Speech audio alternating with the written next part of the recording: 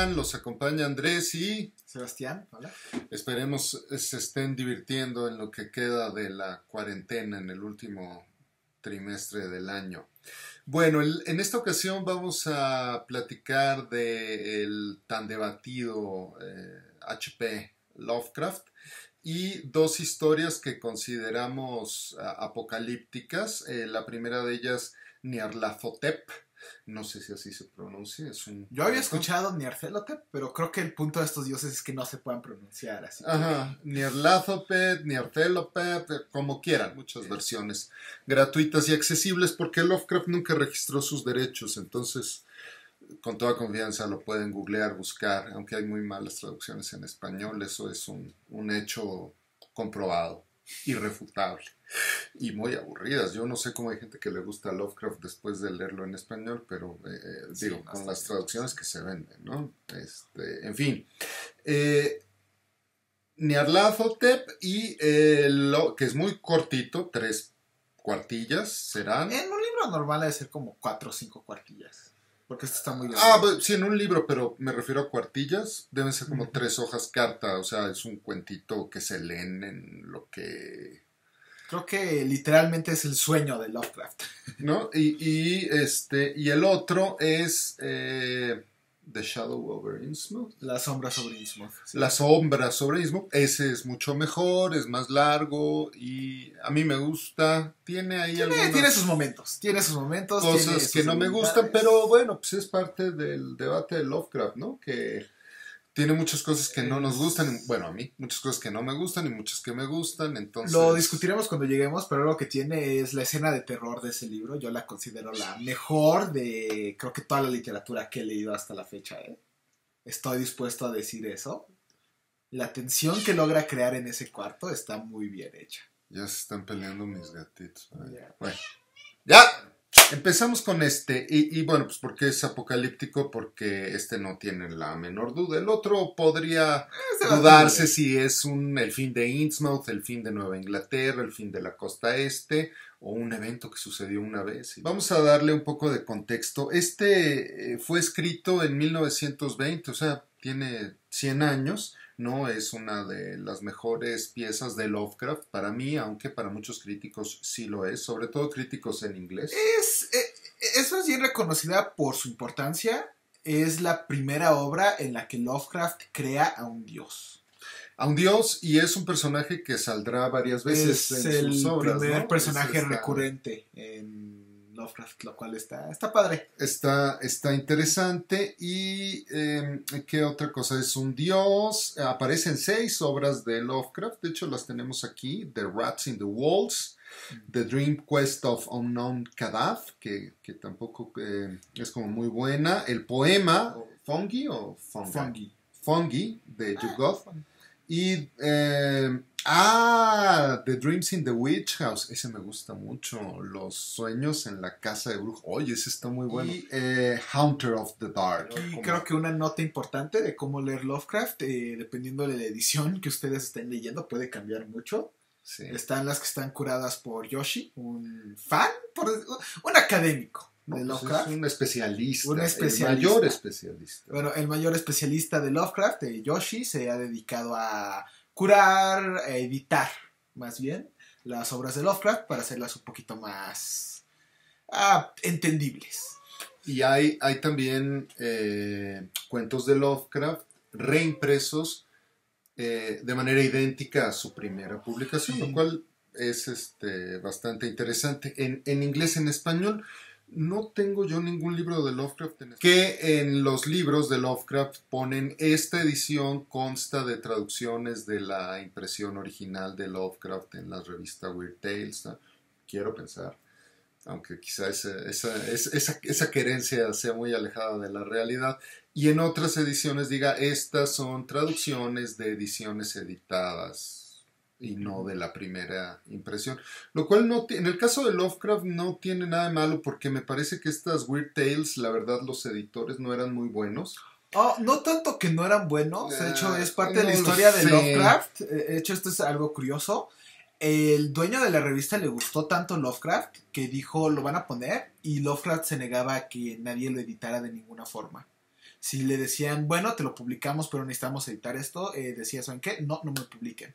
Entonces le acabó gustando tanto al dueño de la revista que dijo, ¿saben qué? Publíquenlo sin editar nada. Habría que ver, supongo que ha de haber pasado, pero tengo también conocimiento de comentarios contrarios, de que llegó algo de Lovecraft, edítenlo porque no puede nada más nunca iniciar de manera clara. Recuerden que a finales de 1919 había habido la epidemia de la influenza española, entonces esta idea de que habría una pandemia que acabaría con el mundo, curiosamente, pues estaba en boga hace 101 años.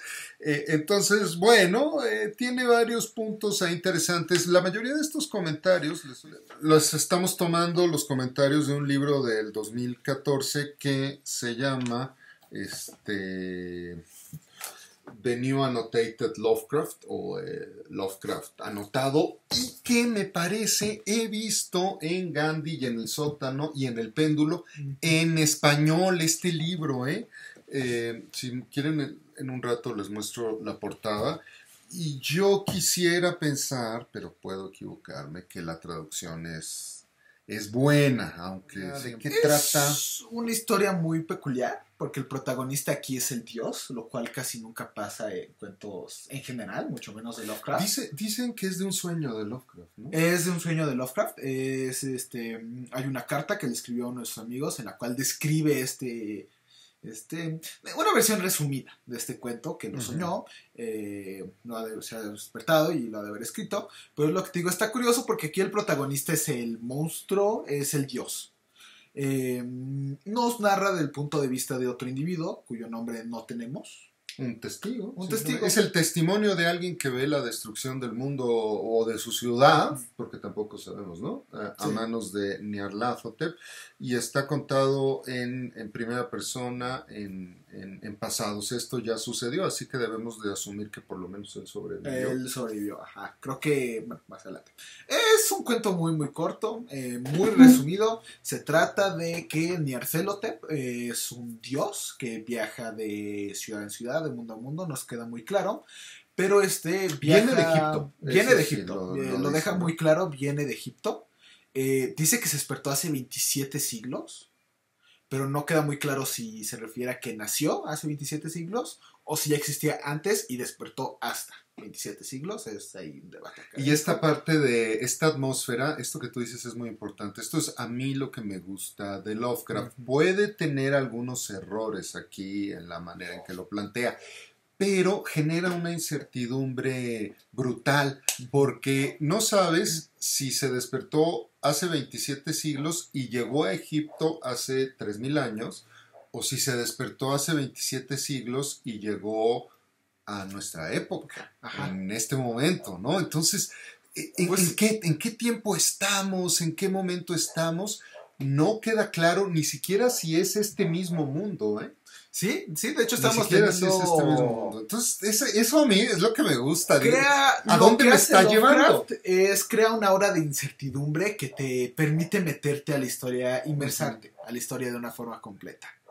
Bueno, después de establecer que Nyarlathotep, este dios, viaja y enseña tecnología o magia nueva, algo que algunos dicen que está basado en Tesla, que era famoso por hacer lo mismo, de viajar a pueblitos y enseñar tecnología, enseñar sus rayos de Tesla, todo eso.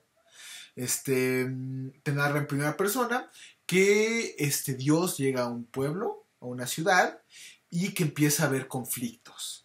Que la gente ya no puede dormir, se oyen los gritos de noche, que todo el mundo lo va a ver y todo el mundo está fascinado por él, pero trae conflictos con él. Bueno, a mí aquí esta parte, no es un pueblo, es una ciudad, me parece que lo dice claramente, y lo dice así: recuerdo cuando Nyarlathotep llegó a mi ciudad, la gran, la vieja, la terrible ciudad de innumerables crímenes.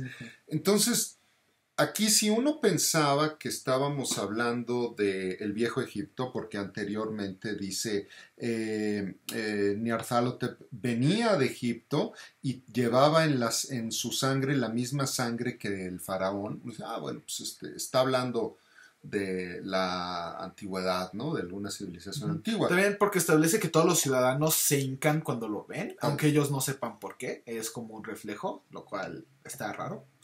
Está raro porque es que no parece si estás hace 5000 años o en la época actual. Ajá. Y otra de las cosas que dice para meter acerca de esta incertidumbre es que Nyarlathotep hablaba mucho de la ciencia y pone dos aquí que tienen, podríamos escribir un documento, un paper académico. Dice, hablaba de dos ciencias, la electricidad y la psicología.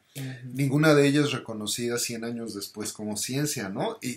Pero en ese entonces eran ciencias innovadoras, ¿no? Ajá. Acababa de alumbrarse. Entonces, pues aquí yo no sé si estamos hablando de Giza, la ciudad de Giza, o si estamos hablando de Nueva York, la ciudad de los innumerables crímenes, con la que Lovecraft tiene un problema personal, bastante, ¿no? sí, una Entonces, vendetta. todo esto de Lovecraft es lo que me gusta, más que la misma historia. Pero Deja sigue. mucha interpretación. Es una obra muy misteriosa. Bueno, después de describirte que Nyarlathotep llega, te explica los problemas que empieza a causar, que llega un punto en el que los sabios del pueblo, esto es algo muy curioso, se refiere a los sabios del pueblo, que también se deja interpretación, porque podrían ser, si está en Estados Unidos, pueden ser los elegidos democráticamente, o si está hablando de Egipto, pueden ser los líderes. Aquí también se deja mucha interpretación. O los sacerdotes, quién sabe, ¿verdad? Ajá, es cualquiera de ellos. Llegan al punto en el que quieren prohibir que la gente duerma, porque ya los gritos nocturnos son demasiados de las pesadillas. Entonces, al protagonista, un amigo le dice, oye, tienes que ir a ver a Nyarlathotep, va a presentar cerca de nosotros, y lo va a ver. Empieza a haber muchísima electricidad. Y esto no me queda claro, como una presentación, o sea, se pone en la calle, en un estadio. Yo como me lo imagino, es basado en Tesla, que pone su estante, como se para arriba, y prepara todas sus máquinas, toda su World Fair, como en una feria mundial. Imagínate en una feria o cuando vas al centro de una ciudad, que hay gente como en estantes chiquitos, como de madera o eso, que se para y empiezan a hablar y presentar. Así me lo imagino yo, ¿no? Pero como no es nada claro. trucos de electricidad, ¿no? Es prácticamente lo que dice. Hace trucos de electricidad y de repente algo pasa, no te explica muy bien qué, esta parte se queda mucha interpretación. Pero muchas de las personas empiezan a caminar como hipnotizadas. Yo creo que a eso se refería con psicología, aunque no sé.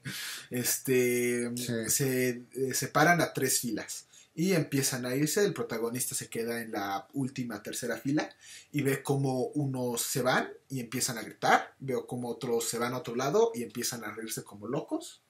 Y a su grupo no le pasa nada. Y cuando llegan ven la destrucción de su ciudad.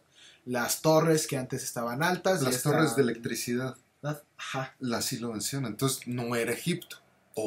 Es que dice torres, pero no dice torres de electricidad. Es muy curioso. No dice electricidad. Yo me las imaginé como de electricidad, pero bueno, puede ser que yo lo haya completado de manera... Es que eso esa es la cosa de Lovecraft y por eso es tan difícil editarlo. Sí. Porque un editor, por razones claras, ve eso y quiere completarlo para tener una historia más coherente. Me fui con la misma finta en Lovecraft cuando leí la de la música de Eric Sand. Que dije, sí, pues es que están en París. No, pues ¿dónde dice que están en París? Pues en ningún lado, ¿no? Entonces, eso es lo que te envuelve de alguna manera. Hace algo que ya hemos visto con George Romero, que te pone una pista de algo que tú asumes de alguna forma, solo para cambiártela al último segundo. La única diferencia es que Lovecraft nunca clarificó nada. Y bueno, pues hay una destrucción total, ¿no? De la ciudad. Tampoco queda claro si solo es de la ciudad, si es del país, si es del mundo.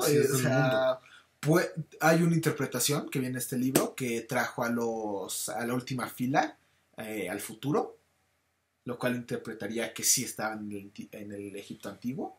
Sí.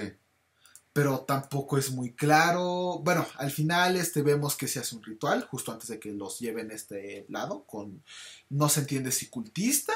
Lo que tiene este cuento es que está muy abierto a interpretación. Es difícil hacer un análisis exacto o dar una descripción exacta de este cuento porque no puedes decir esto es lo que pasó. Bueno, pero lo que sí se puede decir es que se destruye o la ciudad o el país o el mundo. O sea, vamos, este hombre queda, si no solo, es uno de los sobrevivientes. Y por eso está aquí en literatura apocalíptica. Bien, vamos a seguir entonces con este cuento largo o noveleta de Lovecraft que se llama The Shadow over Innsmouth o La sombra sobre Innsmouth, que tiene sus datos curiosos, no nada más la parte literaria, sino que también fue la primera y única obra de Lovecraft publicada como libro de manera independiente durante su vida. En 1936, pues fue lo que le publicaron, se lo publicó un tal Crawford, dueño de la Visionary Publishing Company, y Lovecraft no le gustó, tenía muchos errores tipográficos y también él en alguna carta que le escribió a Derleth, alguna de sus 100,000 cartas, decía que reconocía que este texto contiene, y leo aquí, contiene todos los defectos que yo deploro, especialmente en el punto del estilo, con frases y ritmos que recorren el texto a pesar de todas mis precauciones, ¿no? No pensé ofrecer a The Shadow over Innsmouth para publicación. Pues bueno. El caso es que pues se ha convertido en un clásico, no solo porque fue publicado y con 200 ejemplares que no se vendieron, por cierto, y que ahora pues deben ser valiosísimos. Bueno, de las historias de Lovecraft más pulidas, o sea, hay partes que me disgustan, pero como general la estructura narrativa se me hace que está mucho mejor que algunos de sus otros cuentos. Sí, yo aquí tengo esta edición de Oxford University Press, dice contener las primeras versiones publicadas. Supongo que en el caso de esta debe de ser sin los errores tipográficos, o quizá, y no lo dice, porque no recuerdo haberlo leído, quizás sea la versión que salió más tarde en la revista Weird Tales. Pues tienes razón, a mí tampoco me parece que esté tan cargada. Sí está cargadona, como dice Lovecraft, de adjetivos y de adverbios y de descripciones circulares. Y es de 80 cuartillas en este tamaño, que yo creo que es el tamaño estándar de un libro, ¿no? A mí sí de repente me cansa Lovecraft, porque dices, bueno, ya, o sea, ¿a dónde vamos, no? Llevas 10 cuartillas y todavía no entra al pueblo, ¿no? Entonces, bueno, o sea, sí está bien que esté nublado y esté oscuro, pero se tarda demasiado en la ambientación y no llega lo suficientemente rápido a las partes emocionantes, y ya que llega se nota como que eso no era lo que le gustaba a Lovecraft, y se nota, porque ya que llega a la parte de tensión, de temor, las deja muy rápido para mi gusto.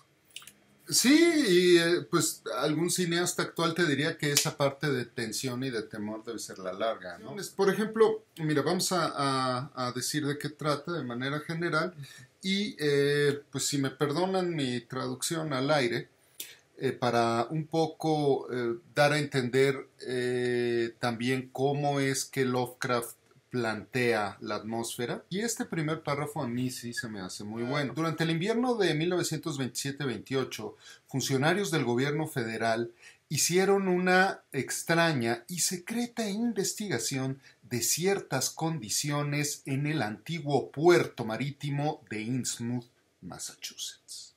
El público primero supo acerca de esto en febrero, cuando una vasta serie de redadas y arrestos ocurrieron, seguidos por la quema deliberada y la dinamitación bajo condiciones de mucha precaución de un enorme número de casas vacías, comidas por gusanos y cayéndose a lo largo del malecón abandonado. Las almas inquisitivas dejaron esta ocurrencia pasar como uno de los mayores golpes dentro de la espasmódica guerra contra el licor. Así como hay guerra contra las drogas, había guerra contra el licor. Bueno, creo que duró precisamente esos años, ¿no? Sí. Bueno, pero ven, ¿por qué leo esto? Que no ha dicho nada Lovecraft. No ha dicho dónde, bueno, ya dijo que estamos en Innsmouth, pero el personaje principal, nada, no sabemos quién es, no sabemos quién lo está narrando, si es este narrador, si es otro, una guerra de licor, un muelle abandonado. Y sin embargo, todo esto te va dejando la curiosidad y te va dejando te da lo picado. suficiente para causarte curiosidad, pero no para arruinarte las sorpresas ni lo que está a punto de venir. O sea, fue una extraña y secreta investigación de funcionarios federales en un puerto llamado Innsmouth. Dinamitaron todas las casas de un malecón, o sea, esto no es cualquier cosa, ¿verdad? Los que no saben, los que no son inquisitivos, los que no tienen capacidad de reflexión, creyeron que esto era un golpe al narco, ¿no? al alcohol, a la guerra en el... Sí, a los mafiosos que producían alcohol ilegal. A mí esta introducción también me gustó mucho. Se me hace que da justo lo necesario para causarte curiosidad sin delatar demasiado de la historia. Bien, sí, es una incipit. El incipit es el primer párrafo de una obra literaria. La introducción sería en otro tipo de... Bueno, ya aprendimos algo, ¿no? Bueno, y en este primer capítulo, no es capítulo, son partes, está dividido en 4 partes esta novela larga, o 5, me parece que la quinta parte es como ya un epílogo. En la primera parte nos plantea la llegada del personaje principal, que por cierto no tiene nombre aquí, pero que en una carta, en una de estas de las 100,000 cartas que escribió Lovecraft y que se ha dedicado a clasificar Yoshi y se encuentra ahí que el personaje principal se llama Robert Olmsted, ¿no? Un nombre un poco nórdico, ¿no? Llamémosle el narrador, el protagonista. Es el mismo el narrador y es el mismo el protagonista, es decir, es un narrador intradiegético que participa de las acciones. Es un anticuario, gusta de coleccionar y ver antigüedades y le gusta también la arquitectura antigua, pero adolece de este típico estigma de la cultura gringa que antiguo está en 1926, 25 y antiguo es de 1890, ¿no? Entonces, bueno, tampoco es que sea la gran, o 1864, sí. Por ahí sale algo, ¿no? Entonces, no era tan antiguo, ¿verdad? Incluso podría ser de su edad, ¿no? En una de esas. Bueno, el punto es que nos cuenta quién es él, qué hace ahí, y va dejando otras pistas. Por ejemplo, que para poder llegar a Innsmouth tiene que salir de Arkham, si no me equivoco, otra ciudad ficticia. Innsmouth es ficticio también. Y que llega un autobús en la mañana y solo regresa en la noche. Y también ya desde ese dato ya sabemos que pues, si no regresa este mismo día va a tener que pasar la noche allá y eso ya por la manera en que está descrito todo se pone complicado.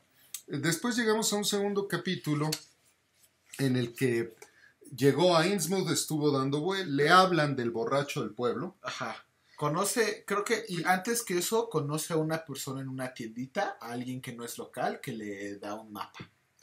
A ese le da un mapa, pero en Arkham, antes de salir, le dan información. Incluso le hablan de este borracho del pueblo. Y él llega y compra un cuartito de whisky para darle al borracho, que tiene un nombre bastante curioso, Zadok Allen.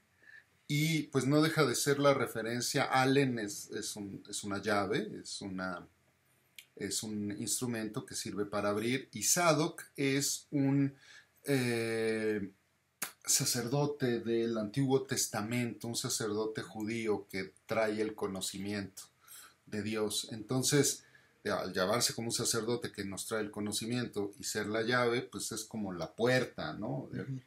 Metafóricamente es quien le va a enseñar. Fíjate que ya haciendo esta reflexión, pues es quien le va a decir la verdad, ¿no? Es el que no le dice la verdad y más bien, desde cierto punto de vista, le abre los ojos a la situación que está pasando en Innsmouth. Le enseña cuál es la sombra sobre Innsmouth. En hebreo, Sadok quiere decir el recto. Así que, bueno, pues sí, es efectivamente el único cuerdo de aquí. Cuerdo, porque aunque tomar alcohol en este tiempo era ilegal y mucha gente lo considera el loco del pueblo. Creo que en este momento no, como que después fue ilegal porque dice que va a la tienda. Ah, sí. Sí, bueno, se considera como la oveja negra del pueblo Sadok. La gente como que lo trata y lo ve diferente, pero desde nuestro punto de vista es el más normal. Platica con él, le tiene que comprar creo que 2 cuartos de no solo uno, pues se lo toma, le compra otro whisky para que siga platicando y pues ya le cuenta ciertas historias muy extrañas, Sadok, ¿no? Le dice que un antiguo capitán de nombre Obed Marsh. Obed fue después el dueño de la principal fábrica ahí, procesadora de pescado, pero que hizo un pacto con alguna civilización de una isla que estaba en para el esto, Atlántico, para ¿no? Aquí, como que uno nos da tanta información y es algo que hace muy bien Lovecraft, empieza a disparcirla lentamente para que te den más ganas de saber lo que está pasando. Para aquí solo sabemos que el marinero se fue un día y empezó a regresar con oro y mucho pescado. Que conoció una tribu, pero que esta tribu era humana, pero con rasgos extraños. Con rasgos muy extraños y... También para esto te va describiendo que la gente del pueblo se ve extraña. Desde que sube el propio conductor del camión, autobús. Es muy curioso porque lo primero que te menciona es que huele como a pescado. Sí, durante todo momento te dice que todo el pueblo huele a pescado. Todo el pueblo huele a pescado y ve que el conductor del autobús está como que sudando mucho, como que tiene una capa grasosa y sus ojos son muy grandes y no lo ve parpadear. Sí. Y la nariz... muy chata. No deja pasar la ocasión para decir que las personas con las que se encontró Obed en el mar, en una isla... seguramente eran nativos degenerados, retrasados, incivilizados, ¿no? Su típico, el típico racismo Lovecraftiano, que si bien es buen escritor, también hay que decir que, pues, llama inferiores, degenerados y retrasados a múltiples. Múltiples, no deja títere con cabeza. Para Lovecraft los únicos civilizados decentes, por decirlo de alguna forma, son los ingleses puros. Ingleses puros y nórdicos. Como nórdicos también. Como nórdicos. ¿No? Ya los alemanes, ya ahí sí los respeta, porque tiene una de un submarino donde... Los respeta, pero están en la línea. Y los franceses ya, ni hablar de ellos. No, vaya, haciendo un recuento... llama degenerados, incivilizados y casi animales o bestias por nacionalidad exacta, que yo haya leído y he leído algo, polacos, españoles, italianos, mexicanos, nativoamericanos. ¿Latinoamericanos? Nativoamericanos. Gente nativa de América, gente nativa de las islas de Polinesia, chinos, japoneses, gente de Asia, así en general, isleños del Caribe también, así, chingada, europeos mediterráneos. O sea, bueno, ya, no, pues ya nada más queda, y rusos también. Y rusos. Ya nada más queda, y a los negros, sin mencionar su lugar de origen. Sí, o sea, dice... No, pues era un negro inferior al resto, ¿no? Sí, pues y judíos, no.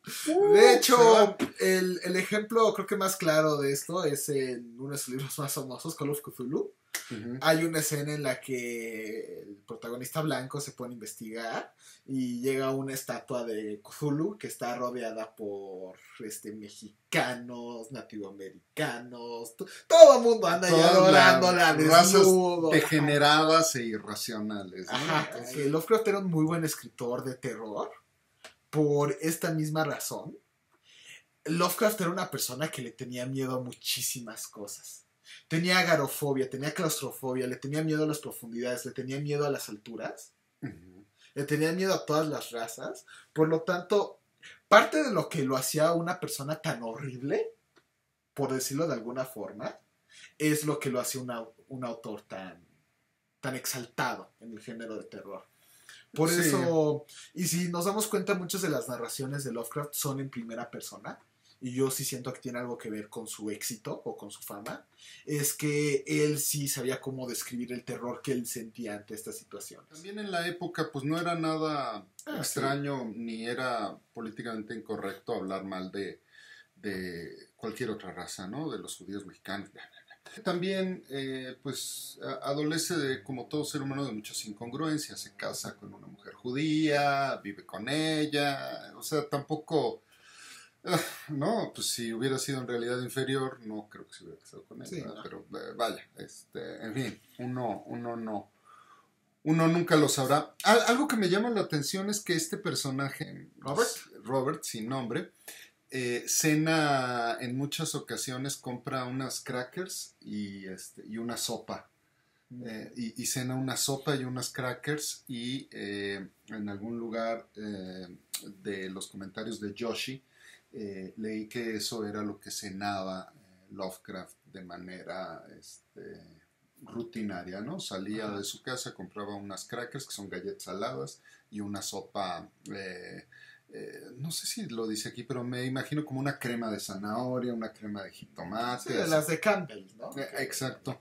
Exacto, de hecho aquí dice que llega a un restaurante y que pide una sopa, y que sorprendentemente, pero para su buena fortuna, esto lo dice el personaje, pero es algo que encontré similar a Lovecraft, eran puras sopas de lata y puras galletas empaquetadas. Vemos que Lovecraft se inserta en este personaje. Pero si bien nunca podemos decir que el narrador es el autor, tampoco podemos negar que el autor se separa del narrador, porque si no, pues entonces cualquiera lo escribiría, ¿verdad? Bueno, ¿qué es lo que dice? No sé si Ronald Barthes, o no sé qué, el fin del autor o el fin de Foucault, pero bueno, llega el autobús, ya es tarde, pero el autobús no funciona, que la máquina no va a funcionar para regresar y que no se puede arreglar ya.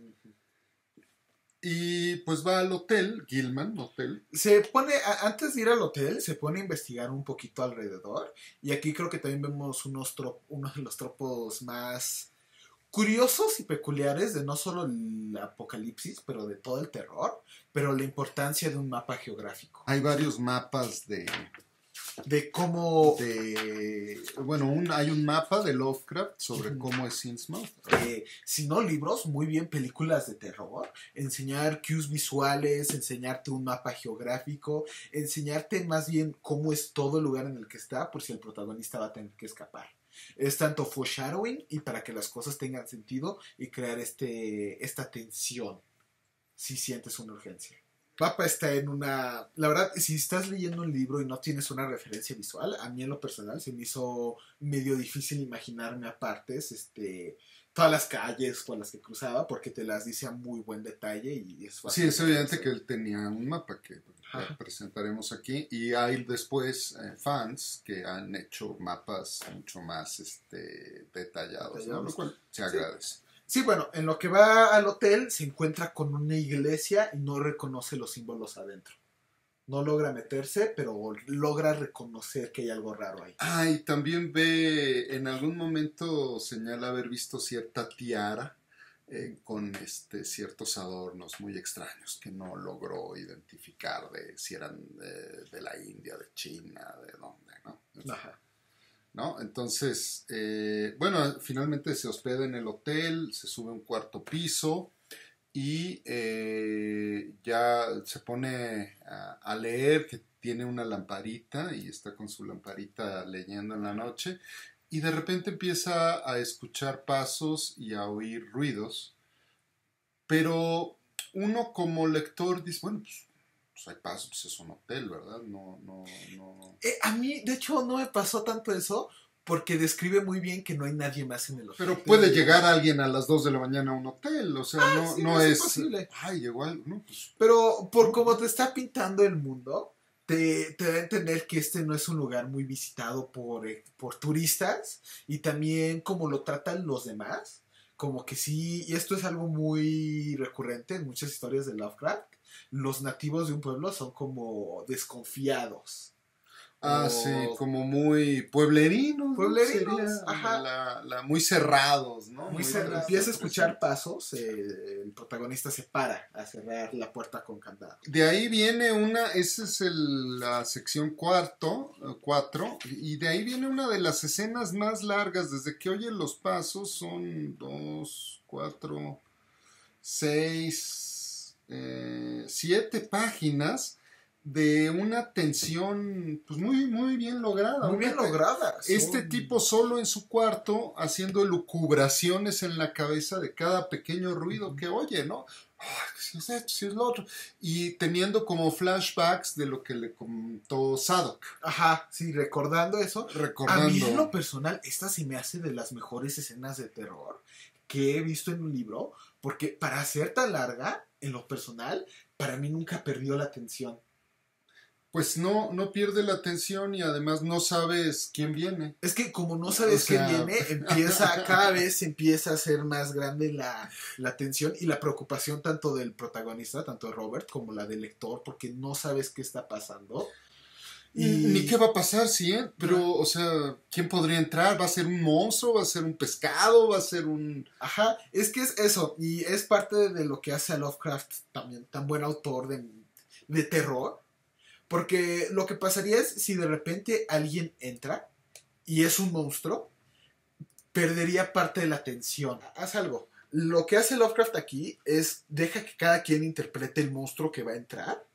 Por lo tanto, el terror es personal. Tú empiezas a reflejarte con el personaje y te imaginas lo que a ti te daría miedo, haciendo que esto haga mucho más tensión. O sea, no dejándolo en un jumpscare momentario que le dices, bueno, pues ya haz algo. No, lo dejas en suspenso y ahí es de los pocos protagonistas que entiendo que se congelen de terror momentáneamente. Pues quizás se vaya a convertir después en un tropo el tener miedo a algo que no estás viendo, que no aparece, ¿no? Ajá, por ejemplo, esto se sale mucho en películas de Hollywood de terror. Creo que todos han visto una película de miedo en la que el protagonista está acostado en una cama, empieza a moverse la chapa, se abre y es la mamá, una tontería así. O sea, no tiene que necesariamente dar miedo, pero lo que se dieron cuenta, yo asumo que de este cuento, es que generar tensión así sí funciona. Es lo mismo cuando un protagonista está caminando por un lugar oscuro y escucha pasos y ve que es una rata, un mapache corriendo por ahí. Sí.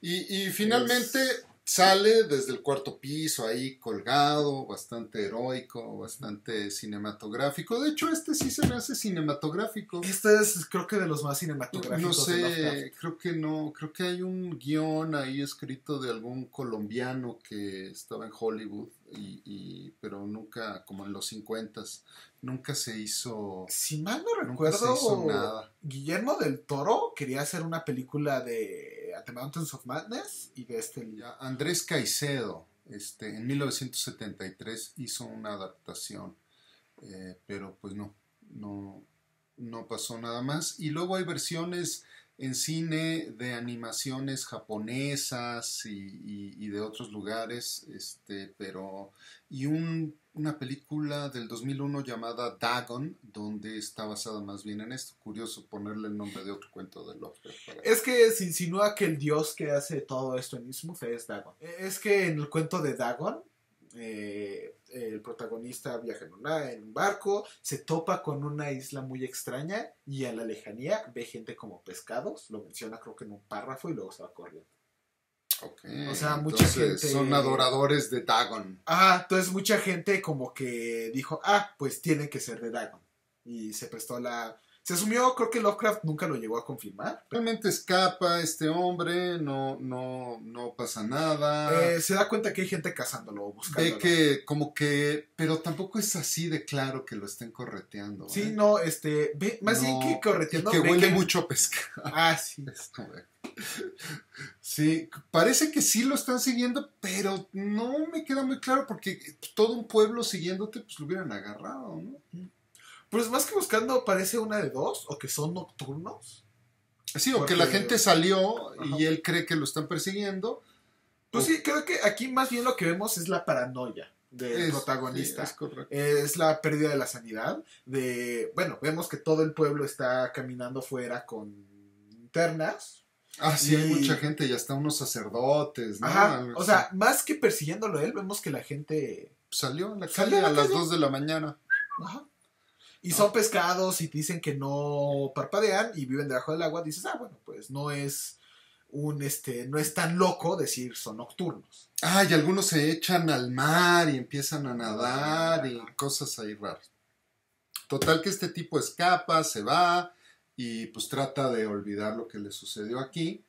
Y tiempo después, es la quinta parte del libro, que es como un epílogo, vuelve a recuperar esto de que hubo un movimiento del gobierno federal para atacar la ciudad y que pues la desaparecieron. Y él ya se pone, nos dice de manera clara que estuvo investigando y que parece que él es descendiente de este... Sí, ¿se acuerda cuando le empieza a decir todos los... todo lo que le pasa a la gente, todos los síntomas, por decirlo de alguna forma, que se convierte? ¿Se acuerda que él tenía un primo que lo enviaron a un manicomio porque empezó a intentar saltar al mar y que estaba convirtiendo y tenía algunas cosas raras con él? Todos asumieron que estaba loco, que tenía una deficiencia genética, pero descubre que creo que su abuela era la hija de Obed. Su abuela, y hasta sueña que con su abuela, ajá, que la va a visitar al fondo del mar en medio de un palacio fosforescente con muchas terrazas y jardines. No sé cómo serían unos jardines en el mar, pero bueno. Como los de la Sirenita. Como los de Aquaman, ¿no? Creo que... sería más. Se da cuenta, this was my realm too. Este era mi mundo. No me acuerdo, acaba en que libera a su primo, ¿no? Del manicomio y es inferido que regresan a Innsmouth. Libera a su primo del Canton, es una madhouse, lo llama él, o sea, casa de locos, no sé cómo lo traduzcan en español, y se van a Innsmouth para en la Lair of the Deep Ones, aquí los llama ya a los... The Deep Ones, ajá. La guarida de los... ¿Profundos? De los entes profundos. We shall dwell amidst wonder and glory forever. ¿No?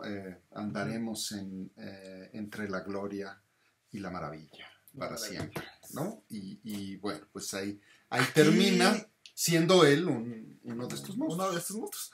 Aquí creo que 3 cosas importantes que discutir. Uh-huh. Primera, ¿por qué es un cuento de apocalipsis? Uh-huh. Segunda, el inicio. El inicio siento que ya también se ha vuelto un tropo. Que algo inicie así. O de terror o de apocalipsis. Que te aviente como... que empiece a la mitad y parte sea contada por flashbacks y otra parte continúe de donde se quedó. Ok, que empiece... Pero es que no empieza a media res, empieza al final, porque empieza que ya la ciudad está destruida, sí, ¿no? Empieza al final y luego, ¿no? Regresa hasta el principio. Sí, luego regresa hasta el principio. Pero es curioso, ¿tú considerarías que eso ya es un tropo? Darte una pista, decirte lo que ya pasó y luego regresar. A ver, es que empezar a media ¿Cómo res empieza al final, con una noticia? Como con una noticia de lo que pasó.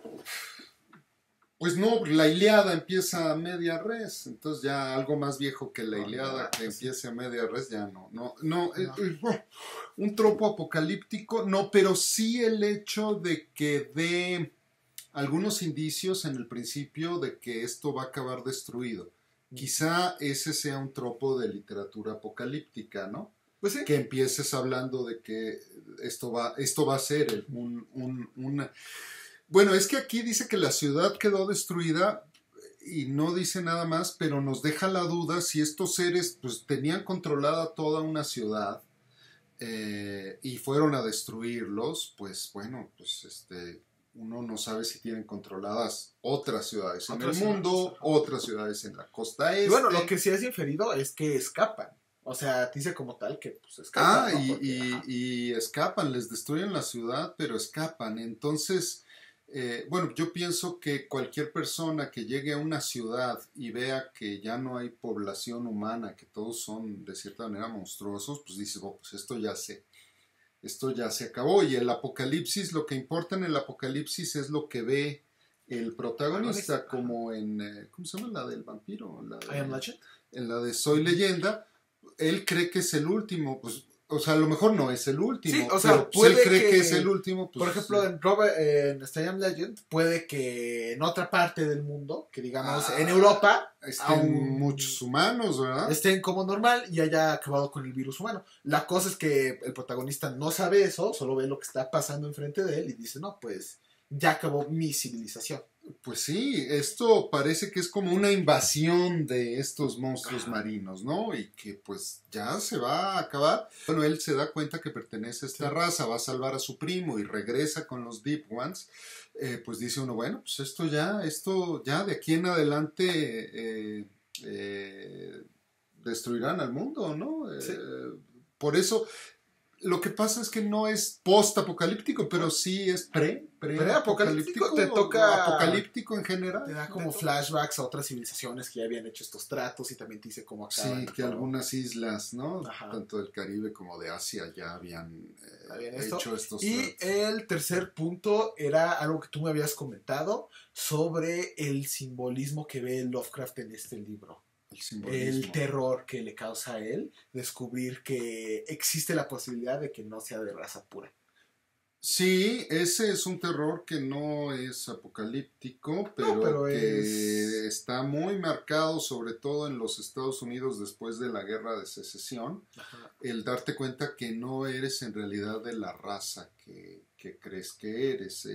Aquí pienso que sí es de manera personal, que ese es el verdadero terror. El terror no son los monstruos que vienen, el terror es descubrir cuando tienes 30, 40 años y tienes un hijo que en realidad eres chino, negro, mexicano o qué sé yo, ¿no? Sí, y ese es el verdadero horror, o ese es el horror que refleja ahí Lovecraft y cuando se da cuenta que no es humano, sino que es monstruoso, se degenera, y, sí. ¿no? Utilizando su lenguaje y se vuelve completamente de esta raza, ¿no? El que lo lleva literariamente a la pues, perfección sería Faulkner con The Stain, no sé si se llama La Mancha o algo así, que es de un hombre que a los 40 años tiene le confiesa a su madre que su padre es negro, ¿no? Y ese es el verdadero horror, pero yo creo que ahora pues ya hasta es políticamente incorrecto decir que te da miedo ser de una raza de la cual no crees ser. Sí, y yo creo que por eso esta es una de esas es una de los cuentos de Lovecraft que ha perdido un poquito su golpe, su aspecto de sorpresa. Porque a mí lo que me pasó, y no sé si a ti te pasó lo mismo, me gustó mucho la sección de terror, la sección de tensión, pero cuando llegué al final y me dieron ese twist de que era él el monstruo, no me causó terror, no me causó mucho conflicto, fue más bien de... No, pero te das cuenta que para el autor sí es el miedo. Ajá, para el autor ¿no? eso es lo peor que pasa. Eso es lo peor que pasa. Padre que se iba a ir a vivir con su abuelita al fondo del mar. Sí, oye, pues qué padre que seas como un pez marino y todo, y tengas a tus abuelos, tus papás esperándote en el fondo del mar, pues está todo dar, ¿no? No, y acá es como, no. Sí, no eres de, o sea, cambió de raza, se convirtió en otra cosa. Ese era como con lo que te quería dejar Lovecraft, el último terror. Sí, y más bien te da risa, no sé si lo haces una película, pues cuál sea el último, o sea, que él sea lo que odia, y la manera en que reacciona no es tan... No, ya no. Sí, no, la interpretación y los cuentos que han mejorado mucho con el tiempo, diría yo, sería, por ejemplo, con Dagon, o muchos en los que tienen Lovecraft que el protagonista pierde completamente su mente y o se acaba suicidando o acaba loco. O sea, creo que ahorita ese es un miedo mucho más creíble que descubrir que eres de otra raza. Pues sí, quizá alguno de los que siga mejorando, pero dijo Lovecraft que era su mejor cuento, era la música de Eric Sam. Yo estaría de acuerdo con eso. Y ese todavía resiste el tiempo, porque aquí... Es que el miedo que intentas implantar en alguien tiene que ser relacionable. Si alguien no se puede relacionar con el temor de estar solito en una casa oscura y oír que algo rechina, pues ver una escena de esos en el cine no le va a causar nada, porque va a decir, pues es un gato. Pero sí, creo que ese es un temor que todos... No, y tienes razón, porque yo ahora tengo varios amigos de muchos lugares del mundo y en Facebook se mandan a hacer su prueba de ADN y te postean ahí orgullosos. ¡Oh, tengo 10% africano y no lo sabía! Yo supondría que en 1910 decir, tengo 10% africano, era como para, y sobre todo para un racista como Lovecraft, pues era terrible, ¿no? Pues no solo eso, de esos mismos servicios hubo un escándalo en Estados Unidos que varios extremistas blancos, supremacistas blancos, estaban demandando a los servicios de ADN porque regresaban con que eran 10% o 20% africanos. Esta lo que tiene, y no habíamos leído, es más bien preapocalíptica, ¿no? Deja ahí todo sembrado, ¿no? Ya no, quizá puedas escribir una invasión de los Deep Ones, ¿no? Sí, deja abierto. Es como el setup para otra cosa apocalíptica. Que nadie escribió nunca, hasta donde yo recuerdo. Berlet y sus amigos no lo tomaron por ahí, pero sí, abre la puerta, ¿no? Es como el paso 1, como una obra apocalíptica en la que termine en que llega el ovni. Interesante idea. Sí, creo que esta es la primera obra así que hemos leído, porque todas las demás son...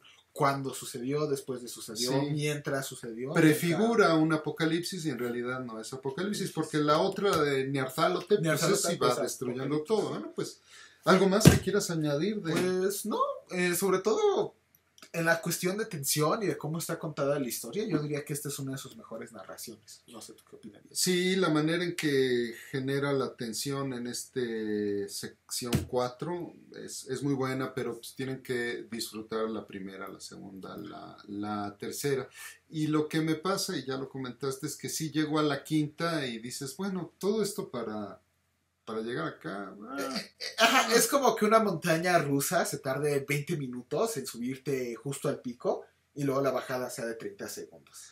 Sí, pero por otro lado, lo interesante es disfrutarlo. O sea, disfrutas no llegar al final, sino disfrutas leer las 75 cuartillas previas. Es el camino, no el destino. Es el camino, no el destino. Sí, es como cuando te invitan a conocer una ciudad y vas manejando 8 horas y llegas y dices, uy, este es Toluca, ¿no? No. O sea, la ciudad está fea, pero todo lo que manejé está muy bonito. Nos vemos en unos días con, vamos a leer un autor inglés que se llama J.G. Ballard, J.G. Ballard, con The Drowned World o El Mundo Hundido, que es Ballard es un autor de ciencia ficción británico. Escribió 3 apocalipsis. Fue el primero, El Mundo Hundido, y no solo fue el primero, sino que fue su primera novela. Y después él sería más conocido por cuentos, pero lo que tiene interesante del mundo hundido es que se hunde el mundo no por culpa del ser humano que hizo el calentamiento global. O sea, no hay ninguna lección ahí de que dejen de contaminar como ahora en el siglo XXI está de moda, ¿verdad? Entonces, nos vemos con esa. Muchas gracias y sigan disfrutando el apocalipsis del COVID.